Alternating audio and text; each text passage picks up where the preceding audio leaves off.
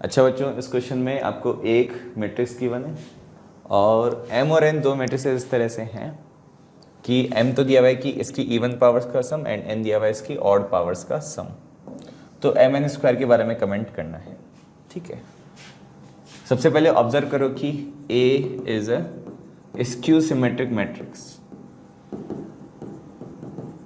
ठीक है, अब जरा a स्क्वायर निकाल देते हैं। a स्क्वायर कैसी होगी? a स्क्वायर होगी 0 - 2 2 0 टाइम्स 0 - 2 2 0।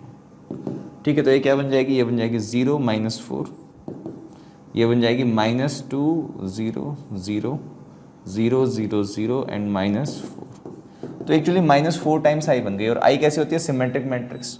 तो a स्क्वायर मेरी सिमेट्रिक मैट्रिक्स हो गई। नॉट जस्ट दैट, अगर a स्क्वायर मेरी सिमेट्रिक मैट्रिक्स है तो a की पावर 4, a की पावर 6 ये सारी की सारी भी सिमेट्रिक होगी और उन सब का सम भी एक सिमेट्रिक मैट्रिक्स हो जाएगा। मतलब m मेरी कैसे मैट्रिक्स है? m मेरी एक सिमेट्रिक मैट्रिक्स है। ठीक है भाई। और अगर a स्क्वायर -4i है तो a क्यूब क्या हो जाएगा? a क्यूब -4 टाइम्स a के बराबर हो जाएगा। और अगर a स्क्यू सिमेट्रिक था तो -4a भी स्क्यू सिमेट्रिक होगी। एंड नॉट जस्ट दैट, मतलब a की पावर 4, a की पावर 3, a स्क्वायर तो है ही, तो मतलब a की पावर 4, a की power 6 all will B symmetric. And अगर a क्यूब और a दोनों इसकी सिमेट्रिक है तो मतलब a की पावर 5, a की power 7 all will be skew symmetric matrices. Now what about m into n square? ठीक है, m की वैल्यू क्या आ जाएगी? बाय द वे m आप निकाल लो जरा। ये क्या हो जाएगा? a स्क्वायर प्लस a की पावर 4 से लेके a की पावर 20। ठीक है, a स्क्वायर क्या था? -4। इन सब में i तो कॉमन ले लो, -4 प्लस 4 स्क्वायर -4 क्यूब प्लस 4 की पावर 4 एंड सो ऑन -4 की पावर 10। ठीक है, ऐसे आ जाएगा।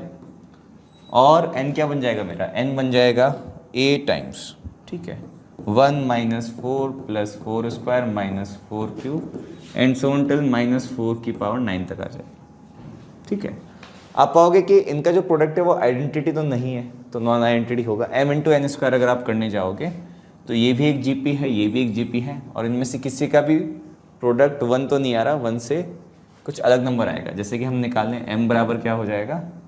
ये बन जाएगा -4 टाइम्स 4 की पावर 10 -1 अपॉन -4 -1। ठीक है, और n क्या बन जाएगा? यही 1 टाइम्स 4 की पावर 10 -1 अपॉन -4 -1।